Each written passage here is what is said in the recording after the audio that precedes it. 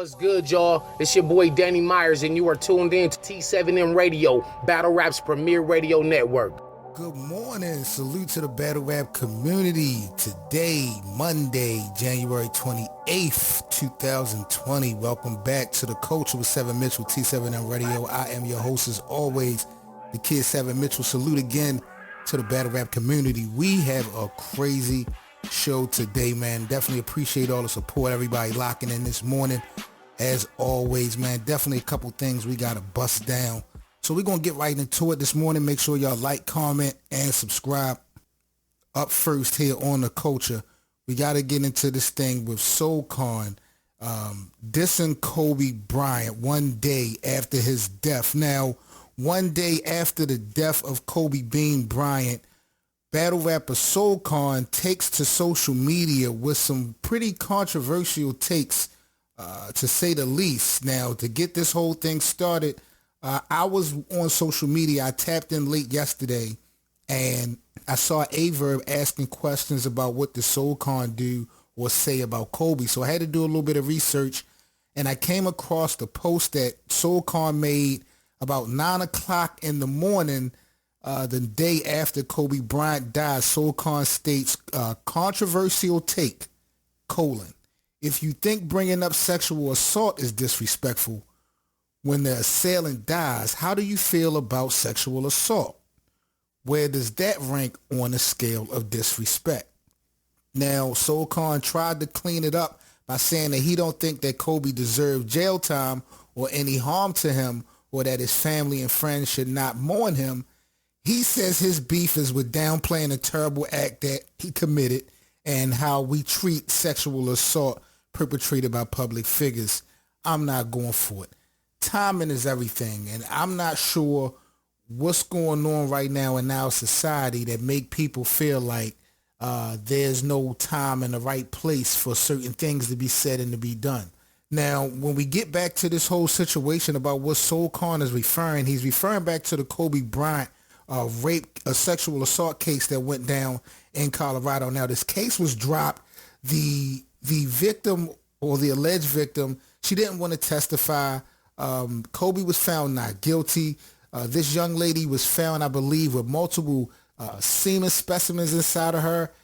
It was just so much going on in this case. Kobe was never convicted of any rape case. So the fact that Soul Khan brought this up and brought it up a day after this man's death was very disrespectful. Very disrespectful. And me, myself, personally, I do not follow Soul Khan, but in these 16 years, I think, since this situation has happened, I don't recall seeing Soul Khan speak up or really have a voice at all when it comes to domestic violence, sexual assault, and things of that nature. So I found like this was very disrespectful for him to come out and, with the comments, as well as how he tried to clean it up. Now, we all have our right to our opinion. There's no denying that. But I feel like, his timing was just totally off. And to be honest, he was a little bit out of pocket. Now, looking at some of the responses, I seen someone told him that no one is really disappointed by you being adamant about, the sexual assault. People are simply disappointed that it's odd that you point this thing out 16 years after the case was dropped and the day after the accused, Kobe Bryant, had passed away. So I'm seeing people using Kobe Bryant's name today for shock value. Very disrespectful. Soul Khan, we just recently seen Soul Khan come back on his return battle versus Disaster not too long ago. Very subpar performance. A lot of people was very disappointed with Soul Khan, and for him to come back out with these comments was just so out of pocket. There's no way really to clean it up, and he is trying his best to clean it up, but again, there's a time and a place for everything. The battle rap community is definitely in an uproar, and people feel like he is out of bounds. We even just seen him on Math Hoffa's In My Expert Opinion. Math offered his opinion on the situation. He told Soul Khan himself that he felt like he was out of bounds and out of pocket for these comments.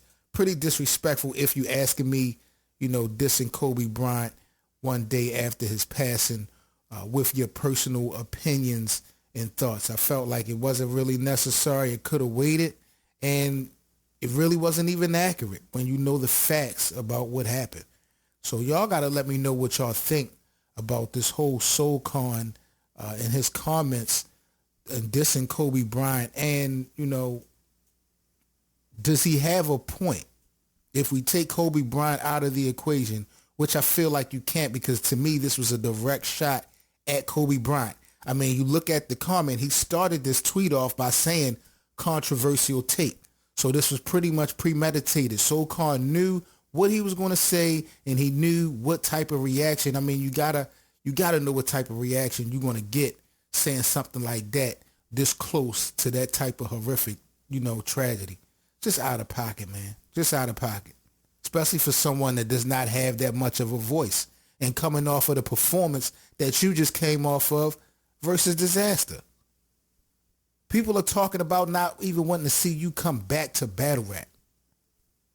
But yet this is the disrespect that we get. Y'all got to let me know, man. 7 Mitchell, this is the coach of T7M Radio. Y'all let me know what y'all think about SoulCon and his disrespect for Kobe being Bryant, man. May Kobe Bryant, Gigi Bryant, may they rest in peace, man, as well as all of the passengers that was aboard the helicopter out on the crash, man. It was just definitely a horrific situation. Kobe Bryant, will never forget him.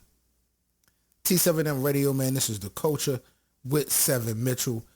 Real quick reminders, man, if you guys make sure y'all follow us everywhere on social media, T7M Radio, also at 7 Mitchell. Definitely appreciate the support.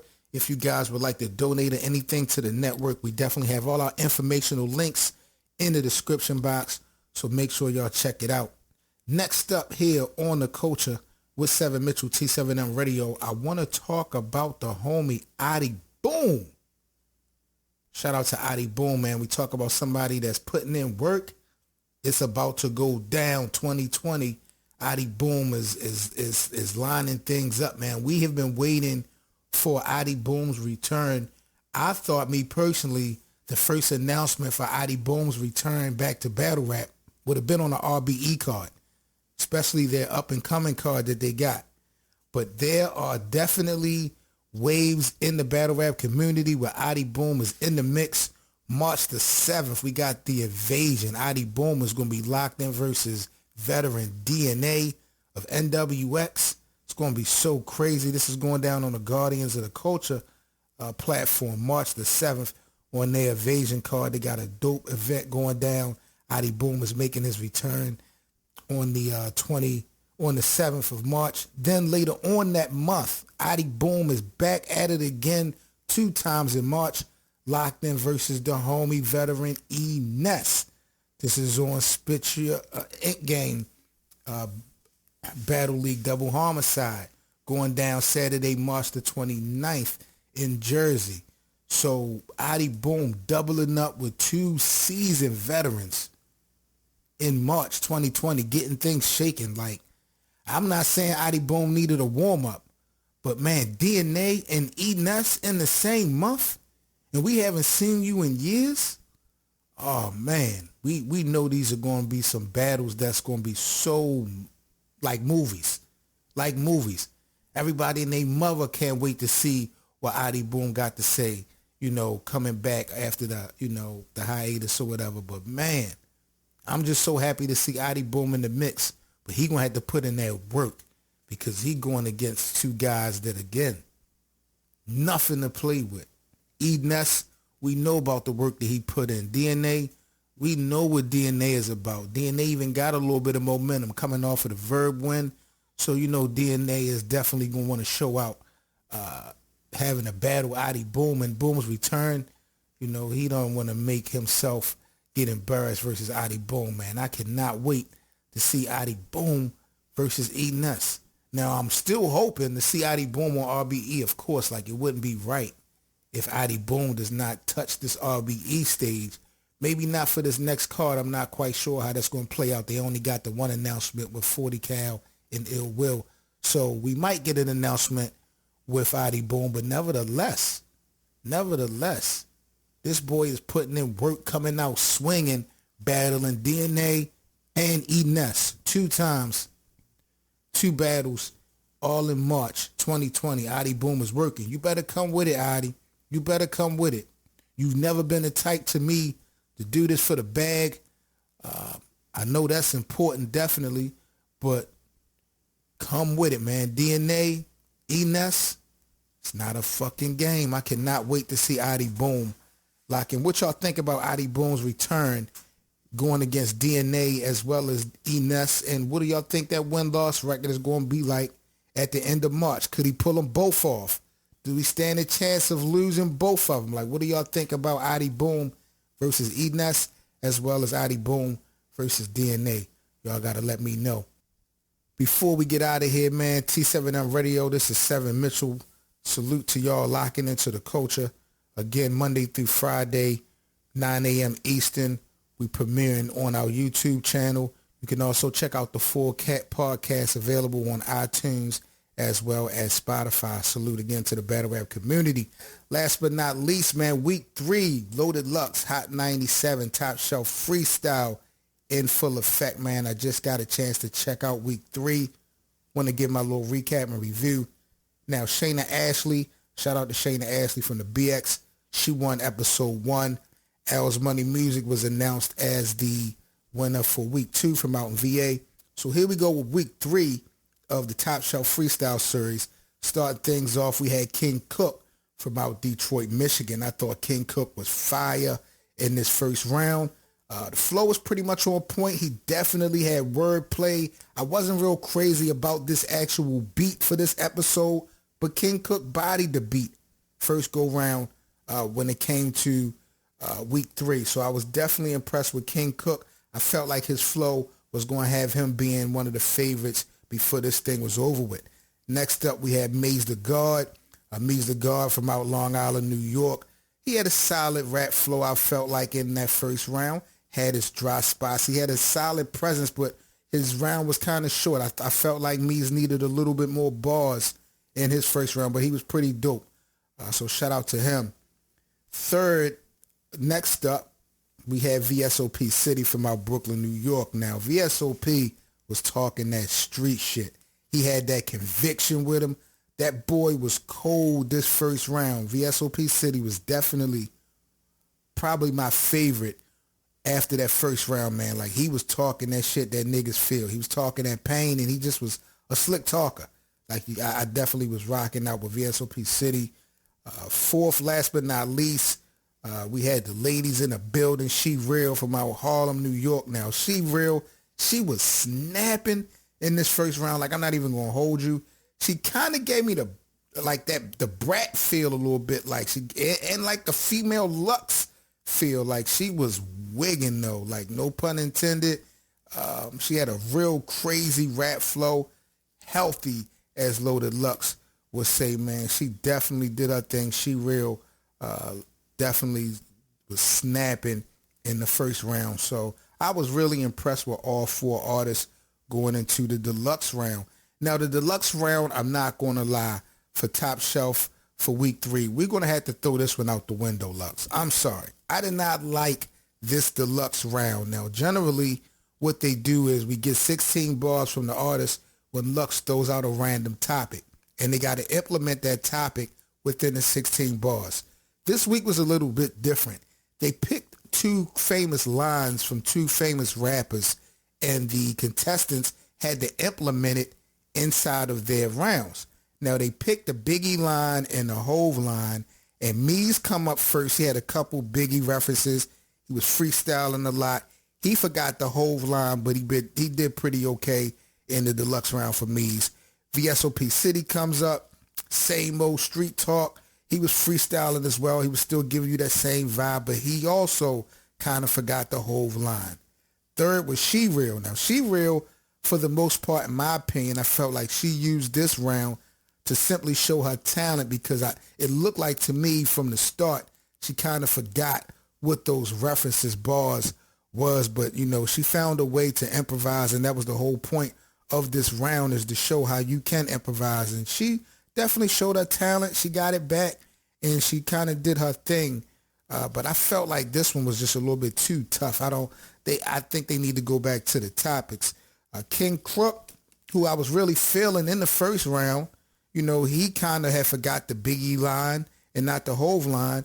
to me, King Cook just dropped the ball in comparison to what I saw in the round number one from him. He was still solid, but, you know, to me, that was probably his weakest out of the two. So week 3 for Top Shelf Freestyle, man, the beat, it was okay, but I was definitely impressed with all of the artists. I think VSOP City was my favorite watching episode 3, and I think he may get this W. It's going to be tough, though, because like I said, man, She Real had an amazing presence. King Cook really did his thing that first round, and Mees the God is a real rapper. So once people kind of break these things down, it's going to be interesting to see how the fans vote. But you go to hot97.com, make sure y'all vote for week 3, episode 3 winner of the Hot 97 Low Deluxe Top Shelf Freestyle. See if we can get another semifinalist going on with a W, man. But that's pretty much it from this morning's podcast. I just wanted to come at y'all real quick. We never, ever, ever let one monkey stop a show. 7 Mitchell in the building, man. Thank you guys for tuning into The Culture here on T7M Radio. We will be back at you guys as always Monday through Friday, weekdays, 9 o'clock a.m. Battle Raps morning show. The Culture, y'all already know how we rocking. Again, if you guys would like to support the network, if y'all want to stay in the loop to everything we got going on social media, links and everything is in the description box. You guys stay safe this week.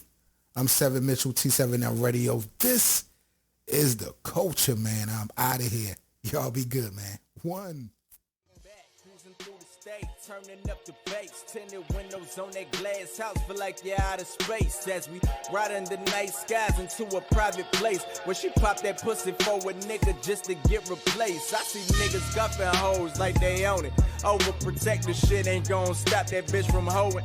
That pussy ain't yours, it's only yours for the moment. Especially when she riding around with niggas that's gang supporting. If you ain't know then, well, I bet you know now. When I get a bitch, I pimp a bitch, I break a bitch down. I say code name spinners, that mean I be around.